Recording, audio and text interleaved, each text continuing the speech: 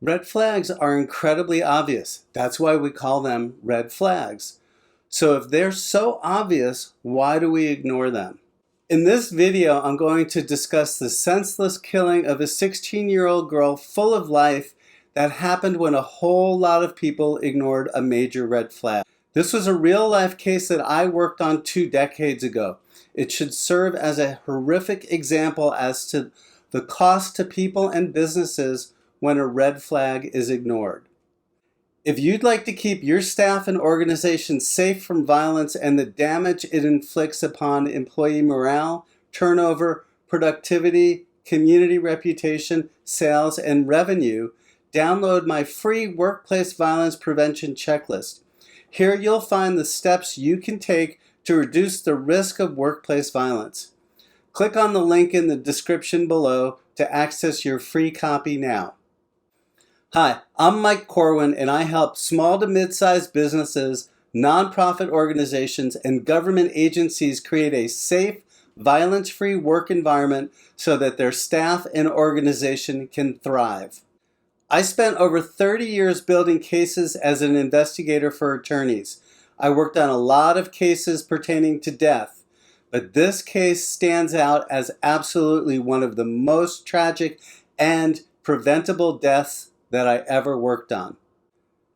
I never met 16-year-old Marissa Mathy-Zvaifler, but from everything I learned during our case, she was a genuine bright light, a light that was extinguished way too soon on a night where she went to see an all-ages show performed by one of her favorite bands at the Sunshine Theater in Albuquerque.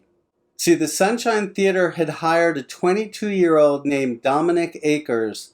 At the time he was hired, Akers had already pleaded guilty to sexually assaulting a 3-year-old relative. He was sentenced to decades in prison, but that sentence was delayed while the probation system waited for a space to open at the State Mental Hospital Treatment Unit for sex offenders. While working at the Sunshine Theater, Akers was living in a halfway house for registered sex offenders. This information about Akers was publicly available and easily findable on the state court's case search website. His probation officer knew that he was working at the Sunshine Theater, and if memory served, even helped him to get the job there. Akers had in fact dutifully registered as a sex offender as the court had required. Sex offender websites are also easily checked too. There is no secret as to who this guy was. Everyone knew. After Marissa cut her foot on some broken glass during the show, Akers approached her pretending to be a security guard with an offer to help. Akers then strangled her to death after sexually assaulting her when she refused to engage in a sex act with him. He then stuffed her body behind a soda machine where it remained until he confessed to his own father several days later. As part of our litigation, the family sought to change the laws regarding sex offenders, and at that point the politicians were all too glad to do so since Marissa's case received national attention. But it was clearly something that should never have happened in the first place. The bottom line is no sex offender should have been hired to work at an all-ages club. Everyone knew he was there, and yet they all chose to ignore who he was. Leopards don't change their spots. So why did they all choose to ignore it? That's a great question. Perhaps they hoped he'd be reformed and changed his ways. That's naive at best, but he hadn't even made it into the inpatient treatment system he had been ordered into, so how was he going to change? Most likely it's more basic than that. If you don't think about it, it probably won't happen. Bad things happen to other people, not to ourselves. But this did happen, and it was 100% preventable.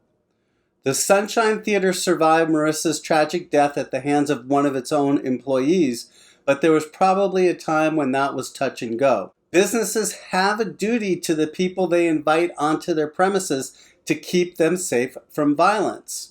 They should know how to check out their employees. Businesses have a duty to the people they invite onto their premises to keep them safe from violence.